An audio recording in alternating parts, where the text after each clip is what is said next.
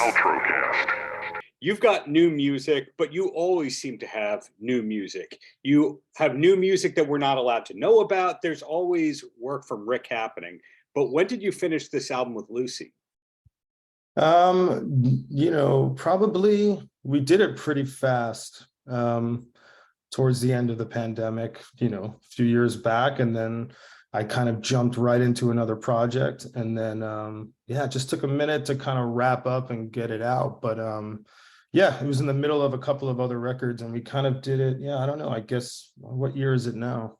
Mid 2023 now. Yeah, probably. I don't know. Probably got it mastered by the end of 21, early 22. So you're a pretty patient guy to be able to sit on music that long. Yeah, I think, I just don't like throwing things out there kind of arbitrarily. So until there seems to be a moment that makes sense, then, it just depends. But yeah, I don't like sitting on things typically. But yeah, it just kind of worked out that way. It was in the middle of other things that kind of came before that. And then when it was right, we put it out. Yeah. So the first song that I heard from this album that I think a lot of people heard was Sayings in Slow Motion, which has a great music video. A song like that is very groove oriented, riff oriented, but at the same time, it's a song. So how does that work in terms of the writing? Is it that the music came first and the lyrics and vocals came second? That song in particular, yes. I had done the lyrics and vocals as well, so it kind of was. That's how if I'm gonna approach any sort of stuff on the vocal end, I usually do the music first, and then sort of whatever melodies happen, and then lyrics kind of are the final thing. Yeah, but that one came together pretty quick. Yeah, it's a quick one. Well, your name in it is Richard Flesh. When and how did that alias come about? That really was just to separate my sort of work that I did on my own as far as visual art and instrumental sort of records that I've been sort of accumulating at this point, which hopefully by the end of the year I'll have another one out. So I'm kind of just wrap that one up. But I think it was just to really keep things separate. I really am not into this I'm very associated with certain groups and things like that. And I really just wanted something very separate from that had a, kind of fit the tone of where I was going. So, and I think this record kind of atmospherically and sonically falls into play with the stuff that I do on my own. So that's why we kind of kept that moving in that direction. Yeah. Got it. And was the alias just something that came to you on the spot, or have years been people calling you Richard Flesh if they got to know you? I just thought it sounded off-putting. So that's why. Usually it starts from that, something that just doesn't sound good to people. And then, I kind of, it looked good written down when I was working on artwork, and that's pretty much it. Yeah. Like Beatles. Right. It just was something like that. And I just, it was kind of off-putting. And I kind of felt the music was in that vein as well. So it just kind of, and the artwork as well. So that's really it. Are there plans to play live as part of this incarnation project band, whatever you want to call it? If something comes up and it seems worth it, then absolutely, yeah. But it's not really on the agenda at the moment. I have some other things coming up as far as live performances go. But eventually, I'd love to do that. But we'll see. Everything always has to make sense. I don't enjoy playing live very much. So unless it's sort of something that feels necessary, then, I don't just do it for fun. Yeah. Got it. This is yet another example of really cool music that got praised by everyone except the people on Long Island. That's kind of the recurring theme. For the better the Long Island band, the less likely that people know it's from Long Island, that Long Island has anyway promoted it, etc. Sure. Well, and also, I mean, As far as I can only speak for me personally, but I'm pretty out of touch with anything that's gone on here or anywhere else for the last 20 years. So I'm always thinking about just whatever I'm working on at the moment. So I'm very private and kind of distant from whatever else is going on. So I'm not really aware of any of that or what's happening here, to be honest with you. But so maybe that has something to do with it. I don't know. Or maybe the fact that editors at the major publications here don't have their ears to the, what is it, ears to the wall? What would you say, ears to the floor? Because if you had your ears to the floor, that'd be pretty dirty. Right. I would Yeah. assume. Yeah. Walls are pretty dirty too. Yeah, they can. Yeah. But either way, I group you together with your buddy Daryl, another Long Island legend that was never embraced by Long Island. Your brother TJ. Record deals, nothing to do with Long Island. Right.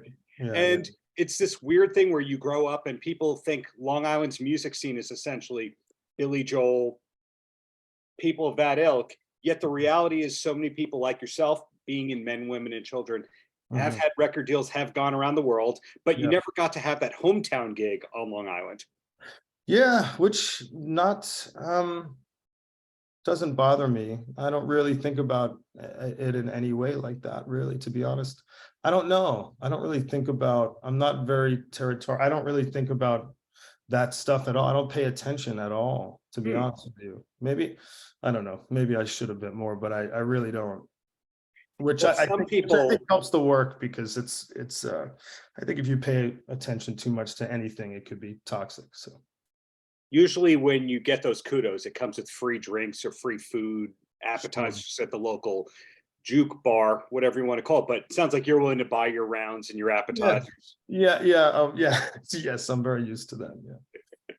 Yeah. So are you allowed to talk about Head Automatica working on new material, or do we just have to wait and see and all that? All I'm gonna say, I guess, is we have a lot of projects in the works, me and Daryl, at the moment. So that's all I'll say. I guess we're constantly working on new music. So yeah, I think it's safe to say that we'll be in some iteration or whatever it ends up being, where there is a lot of new music that will be presented in the future. Whatever it ends up being is I can't fully say, but yeah, there's always some good stuff. And we end up doing a lot of we like to write a lot, which I think sort of maybe not a lot of it comes out as quick as because we're always on to the next thing, and then we have to go back and say, let's look at everything. So that's all I can really say, is that we're always working on stuff. So whenever things are ready to come out and make sense to be, then that's when it does. Yeah. When you have leftovers, do they go to other artists, or do they just go in the trash and you hope no one ever hears them? Oh, I don't really have leftover. If when I'm working on something, if it's not working within the first 5 minutes or so, it goes right in the garbage and I start over. So I don't really have many things left over that I don't plan on releasing or finishing or things like that. I mean, there's a lot of little bits and things that always, like anyone else has, that sit around for a minute, but I wouldn't consider it garbage. Yeah, I mean, sometimes if there's something that fits someone else's sort of vibe, then yeah, I'll pass it along, or maybe it'll fit with something that I'm helping produce or whatever. But typically, no, I don't like to mess around with wasting time at all. I do everything pretty improvisational. So if it's not, and if my instincts aren't telling me that it feels good right away, then I just throw it out in the trash. Yeah. Free advice you could throw away right here, but a friend of mine who's a producer, whenever there's a song that's left over that isn't getting used, he has a folder on his computer called Songs for My Posthumous Box Set. So you can have a posthumous box set. So even if you're embarrassed by stuff, hey, you're not around, it still came out. Well, I try to not even, I try to avoid the being embarrassed of anything. I try to just, I try to just do what, I only work on something that I feel feels right at the moment. So I don't try not to be bothered with even feeling those things. I don't really care what, it's not really important if other people think it's bad, So good attitude, I would say, rather than caring too much and trying to please A&R people or what people who liked your prior projects might be looking for. it's just impossible. So even thinking about it is completely irrelevant. It's not possible. It's being in a restaurant. Someone could walk in and love what they ate, and the other person screams and writes a Yelp review to never go back there. You can't please everybody, so I don't even try. I just like to do the work and really enjoy the finished product of what's going on in the moment. Well, something you said before, that if it's very improvisation oriented what you're creating, and if you're not quickly feeling it, it kind of gets tossed, or you're not trying to do 9 drafts of it. For you, are you able to just sit down and start writing at any time, or do you have to feel inspired to start creating? No, you get inspired as you start to work. So, I don't wait for that. If, every morning I'll get up at 7 or 8, and then I just start and just pick a tempo or hear a sound or something that I just start working, and then you start to do it. Waiting around is insane. But I mean, some people, I get whatever works for them. There's no right or wrong way, I'd say. But for me, it's just I have to start doing something, and then everything starts to happen very quickly. If I wait around too long, I just start to, really do nothing and watch millions of movies for a couple of days, and then I get back to it. Yeah. Well, are you one of those producers who doesn't listen to music at all because Yeah. they listen to too much music, so therefore they're the movie people? Yeah, I don't listen to music that much anymore, to be honest with you. Occasionally, I do listen to music when I'm working on visual art, but if I'm sort of in writing zone, then yeah, no, I don't listen to really anything. I watch more film, movies, and I don't really, I just kind of stopped a long time ago. I especially newer things. There's so much older things that I haven't heard or seen yet that I really don't pay attention to what's going on now. Whether that's good or bad, I don't know, but I just don't have the time. I probably have physical time, but in my head, I don't have the time. Right. So, Time is a limited commodity. That's right. I don't have the headspace to really care. I'll hear something for maybe 5 seconds. Someone will send me, and in 5 or 10 seconds, if it's not, I could tell if I'm just going to turn it off. Well, 2 more questions, and then I'll let you roam free. And the first one is, what was the band or artist that made you go from, I listen to top 40 radio, whatever's on the radio or MTV is fine, to becoming independent and actually a record store guy? You know what? There was two sort of very important records, or something that kind of really kind of flipped. Well, the first record I ever bought with my own money, it didn't make sense to me at all, but I always kept it around because I loved the artwork, and which was Trout Mask Replica by Captain Beefheart. Oh yeah. Because I would buy records and CDs just based off the artwork, so I loved it, and then I put it on and it made no sense to me. And then like 5 years later, it was like, holy shit, my head kind of exploded a bit, and I fell in love with that. And then there was a record by a group called Dolly's Car that I remember a real kind of switch went off, and which I thought was a really great, interesting record, which sort of, is sort of, there's undertones of that, I think, kind of stayed with me because I found that kind of early on. And Fela Kuti was a big sort of like, that stayed with me very much so. The roots of some of that music is I incorporate into everything subconsciously at this point, no matter what, even if it seems very dreamy and atmospheric. Usually I'll start with rhythmic things in a vein of that, and then take it away. So yeah, those things kind of,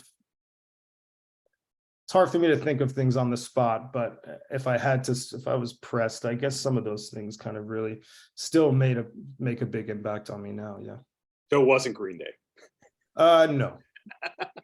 But no, but but there's tons of, there's probably 900 records I'm missing that I was in love with, and that really kind of shaped my younger self, I guess.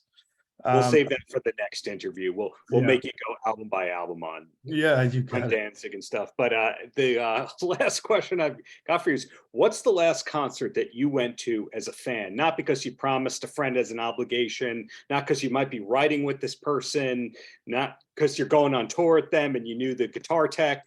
What's the last thing that you went to for fun? Oh, wow. Well, I try to avoid going out at all. I mean, the last things, man, there was, I'm sure there's been a few.